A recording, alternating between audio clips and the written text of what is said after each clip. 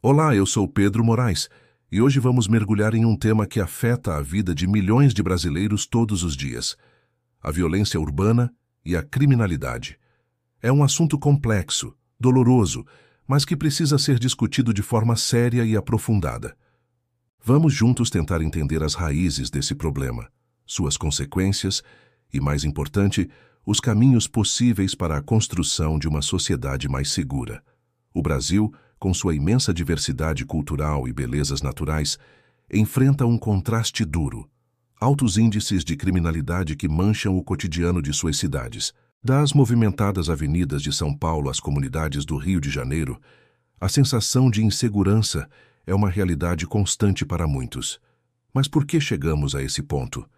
Para entender, precisamos olhar além dos números e das manchetes.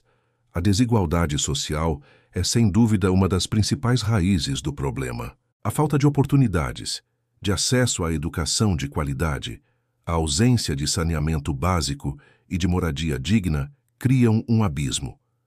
Quando um jovem cresce sem perspectiva de futuro, sem acreditar que o estudo e o trabalho honesto podem lhe proporcionar uma vida digna, o caminho da criminalidade, infelizmente, pode parecer uma alternativa. Não é uma justificativa, mas uma peça fundamental para entendermos o cenário.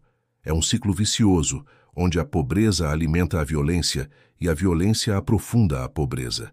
Vamos pensar na estrutura das nossas cidades: o crescimento desordenado, a formação de grandes periferias sem a presença efetiva do Estado, cria territórios onde a lei que prevalece, muitas vezes, não é a oficial. A ausência de postos de saúde, escolas, áreas de lazer e principalmente de segurança pública transforma esses locais em terrenos férteis para o domínio de grupos criminosos.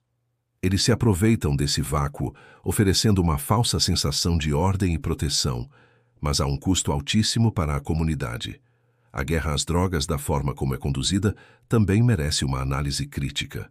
Décadas de uma política de enfrentamento direto, focada na repressão violenta, tem resultado em um número alarmante de mortes, tanto de civis quanto de policiais, e não resolveram o problema do tráfico. Pelo contrário, essa abordagem bélica muitas vezes intensifica a violência nas comunidades, vitimando inocentes e alimentando um ciclo de vingança e retaliação, sem atacar as estruturas financeiras e logísticas do crime organizado.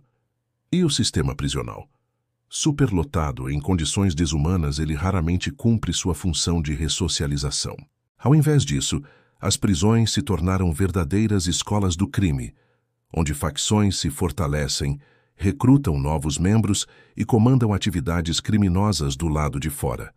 O indivíduo que entra por um delito menor pode sair de lá muito mais inserido no mundo do crime, tornando a reintegração à sociedade uma tarefa quase impossível. As consequências dessa realidade são devastadoras. A perda de vidas é a mais trágica de todas. Famílias são destruídas, jovens têm seus futuros interrompidos, e o trauma psicológico afeta comunidades inteiras. A violência limita nossa liberdade de ir e vir, nos obriga a viver atrás de grades e muros, e gera um clima constante de medo e desconfiança que corrói o tecido social. Economicamente, o custo também é altíssimo, afastando investimentos, turismo e impactando a produtividade. Mas, em meio a esse cenário tão desafiador, existem luzes de esperança. Há caminhos sendo trilhados para reverter essa situação. Investir maciçamente em educação de qualidade desde a primeira infância é fundamental. Uma escola em tempo integral, que ofereça não apenas conteúdo acadêmico, mas também esporte, cultura e formação cidadã, é uma das armas mais poderosas contra a criminalidade. É dar aos nossos jovens uma perspectiva real de futuro. Precisamos também de políticas de segurança pública mais inteligentes. Isso significa valorizar o trabalho de inteligência para desarticular as grandes redes criminosas, em vez de focar apenas no confronto direto nas ruas.